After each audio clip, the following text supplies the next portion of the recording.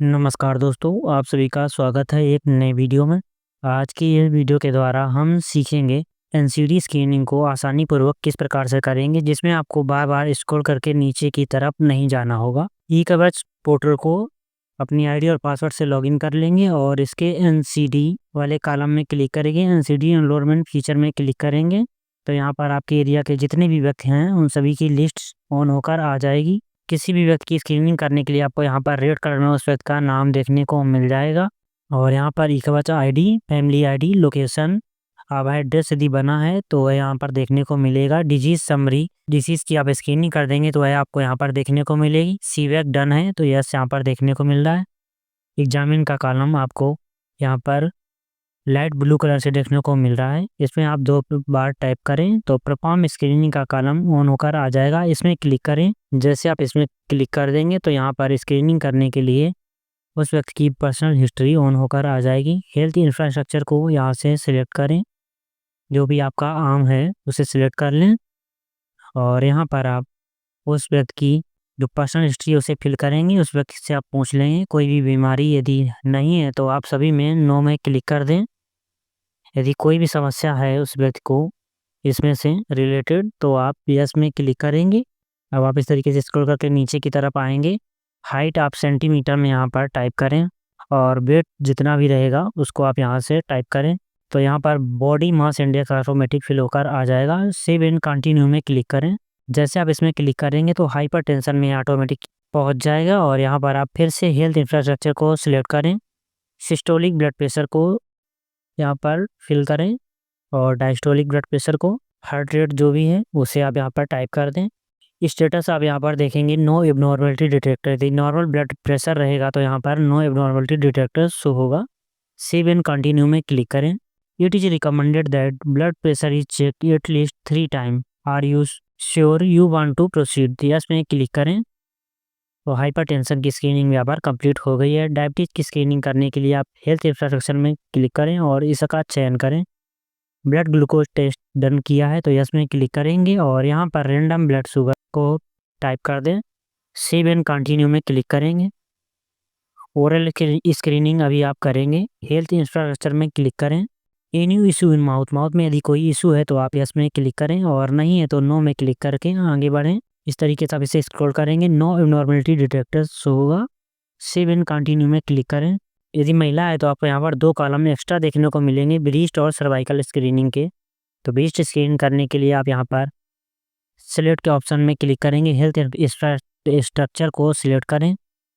यदि यहाँ पर कोई भी चेंजेस है तो आप उससे सिलेक्ट कर सकते हैं। यदि कोई भी चेंजेस नहीं है तो आप इसे ऑटोमेटिक ऐसा ही रहेगा और इसे आप सेव एंड कंटिन्यू में क्लिक कर देंगे। तो यहाँ पर ब्रीस्ट की स्क्रीनिंग हो चुकी है। अब आप सर्वाइकल की स्क्रीनिंग करेंगे। हेल्थ इंफ्रास्ट्रक्चर को सिलेक्ट करें और यहाँ से आप रिलेटेड क्वेश्चन जो दिए गए हैं को एक बार रीड कर लेंगे और पेशेंट से जानकारी ले लेंगे।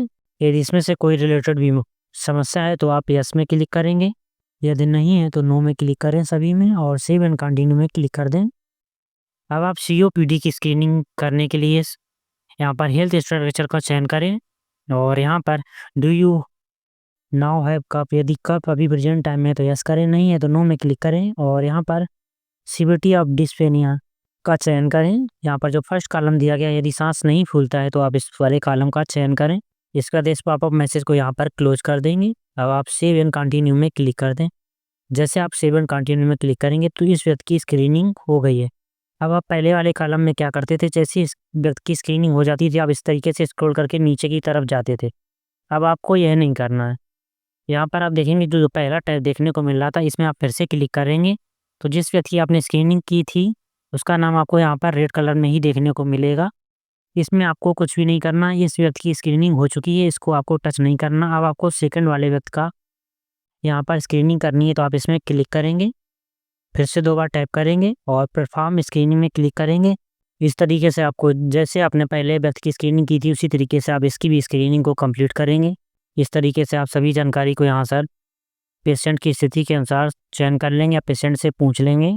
इसको आप नो में क्लिक करेंगे। हाइट उस व्यक्ति की यहाँ पर टाइप करें, वेट। अब आप सेव एंड कंटिन्यू में क्लिक करें। हाइपरटेंशन की स्क्रीनिंग करने के लिए हेल्थ इंफ्रास्ट्रक्चर का चयन करें। सिस्टोलिक ब्लड प्रेशर और डायस्टोलिक ब्लड प्रेशर को यहाँ पर टाइप करें और हार्ट रेट को टाइप कर दें।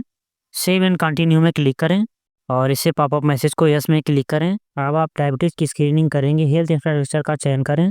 ब्लड ग्लूकोज टेस्ट की आप यहाँ पर रेंज को उसकी आप संख्या आप यहाँ पर दर्ज करें और सेव एंड कंटिन्यू में क्लिक करेंगे। अब आप ओरल की स्क्रीनिंग करेंगे। हेल्थ इंफ्रास्ट्रक्चर में क्लिक करें और एनी इशू इन माउथ, यदि कोई इशू नहीं है तो नो में क्लिक करें और इस तरीके से ड्रॉप करके नीचे की तरफ आएँ। सेव एंड कंटिन्यू में क्लिक करें। अब आप यहाँ पर COPD की स्क्रीनिंग करें। हेल्थ इंफ्रास्ट्रक्चर का चयन करें। Do you now have cup, cup नहीं है तो नो में क्लिक करें और यहाँ पर डिस्लेप्निया की कंडीशन का चयन करें और इस पॉपअप मैसेज को यहाँ से क्लोज कर दें। तो यहाँ पर आप देखेंगे कि मेल की स्क्रीनिंग करने के लिए आपको हाइपरटेंशन, डायबिटीज़, ओरल और COPD के ही कॉलम देखने को मिलेंगे, जबकि फीमेल की स्क्रीनिंग करने के लिए 2 कॉलम आपको एक्स्ट्रा देखने को मिलेंगे, जिसमें कि ब्रेस्ट और सर्वाइकल की स्क्रीनिंग देखने को मिल जाएगी। अब आप इसे सेव एंड कंटिन्यू में क्लिक करेंगे। जैसे आप सेव एंड कंटिन्यू में क्लिक करेंगे, ये जो विंडोज़ हैं आपको अलग-अलग देखने को मिलेंगे। जैसे ये पहले इस व्यक्ति का, महिला का आपने स्क्रीन किया था तब यह आया था, इसके बाद आपने इस पुरुष का किया है जो वह देखने को मिलेगा। अब आप पहले वाले ही विंडो पे बार-बार जाएँगे, जिसमें आपने पहले व्यक्ति का स्क्रीनिंग हो चुका है, दूसरे का भी स्क्रीनिंग हो चुका है। अब आप तीसरे की स्क्रीनिंग करने के लिए आप यहाँ से ही जाएँगे। याद रखेंगे आप इस विंडो को क्लोज नहीं करेंगे। यदि आपने इसको क्लोज कर दिया, आपको फिर से स्क्रॉल करके नीचे की तरफ जाके खोजना होगा। इसी तरीके से अपने एरिया के जितने भी व्यक्ति हैं उन सभी का स्क्रीनिंग को फास्ट आसानी से कर पाएंगे। ऐसे ही नॉलेजेबल और हेल्पफुल वीडियो देखने के लिए हमारे यूट्यूब चैनल और फेसबुक चैनल को अवश्य सब्सक्राइब करें। Thank you for watching this video. धन्यवाद।